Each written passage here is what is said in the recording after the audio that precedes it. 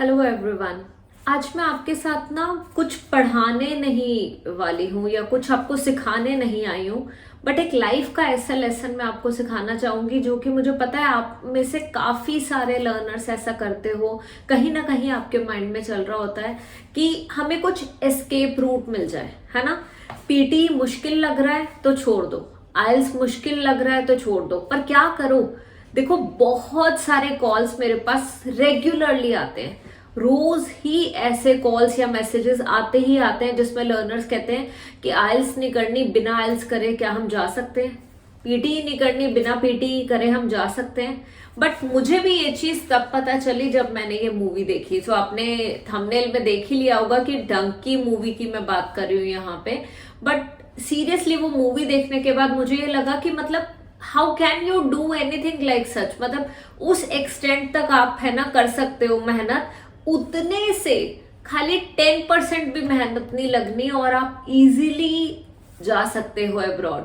तो आप क्यों रॉन्ग वेज, क्यों इलिसिट वेज, इलिसिट मेथड्स आप लेना चाहते हो, अगर आपके पास एक क्लियर मेथड है कि आप आइल्स का एग्जाम या पीटी का एग्जाम क्लियर करो and then you move abroad. और मतलब रिस्पेक्टफुली जाओ ना, देर इज नो पॉइंट अगर आप ऐसे जा रहे हो। मोर ओवर कितना डिफिकल्ट है and many many persons have seriously they have lost their lives because of going through the illicit path. तो मैं ये सजेस्ट करूंगी जो कि मुझे पता चला वो मूवी देख के, and while watching that movie ना, मैं सच बता रही हूँ, मैं आप सब लोगों के बारे में ही सोच रही थी।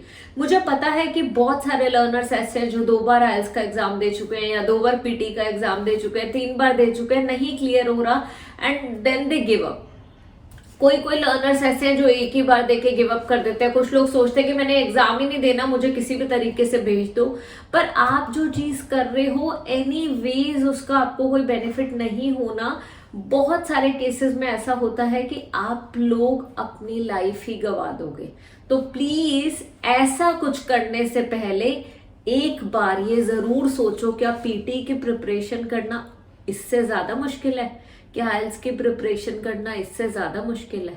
सो ऐसे मेथड्स मत फॉलो करो, मत अपनाओ जिसकी वजह से आपकी लाइफ को रिस्क है। बिकॉज आप खुद सोचो, आपकी लाइफ बहुत प्रेशियस है आपके पेरेंट्स के लिए, है ना, और आपके खुद के लिए। आपने तो अभी लाइफ में कुछ देखा ही नहीं है ना। There is a lot more to go through, lot more to see, lot more to experience. Why this, why not the exam preparation?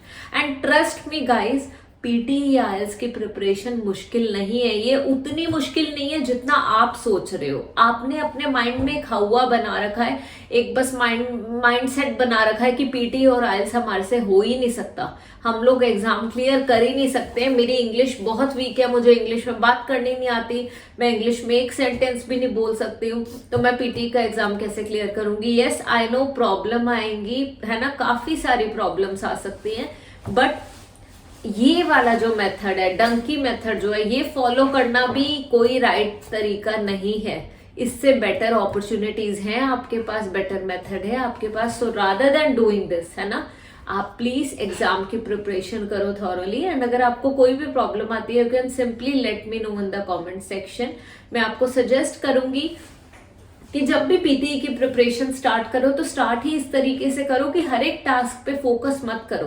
खाली जो हाई स्कोरिंग टास्क है ना हमारे 10, उन पे ज्यादा फोकस करो। जैसे रिपीट सेंटेंस स्पीकिंग में फोकस करो, रीड अलाउड पे फोकस करो, describe image and retail lecture पे फोकस करो। तो स्पीकिंग जो है किंग ऑफ पीटी एग्जाम है। अगर आपने स्पीकिंग मॉड्यूल अच्छे से कर लिया तो आपके 150 मार्क्स आउट ऑफ 360 तो पक्के हैं। अब बचे कितने? 210 मार्क्स बचे। अभी जो 210 है ना, हमने 4 क्वेश्चन टाइप्स पे अभी तक फोकस कर लिया है। Apart from these 4 question types, मेरा सजेशन होगा कि आप reading and writing fill in the blanks पे फोकस करो, listening fill in the blanks पे फोकस करो, ओनली रीडिंग वाले जो फिल इन द ब्लैंक्स होते हैं उस पे फोकस करो, लिसनिंग के समराइज, है ना, स्पोकन टेक्स्ट पे फोकस करो। उसके अलावा आप फोकस करो राइट फ्रॉम डिक्टेशन पे।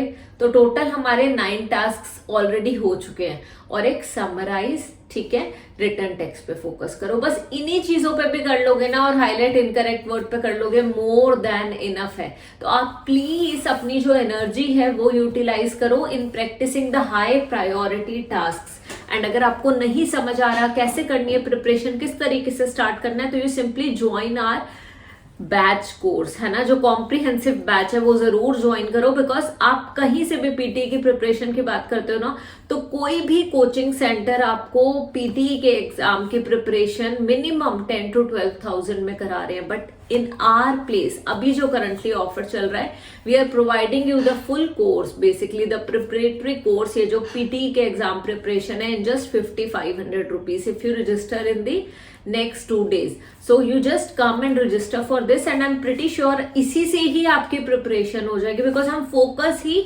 उन्हीं चीजों पे कर रहे हैं जो ज्यादा इंपॉर्टेंट है, बाकी चीजों पे फोकस नहीं कर रहे हैं।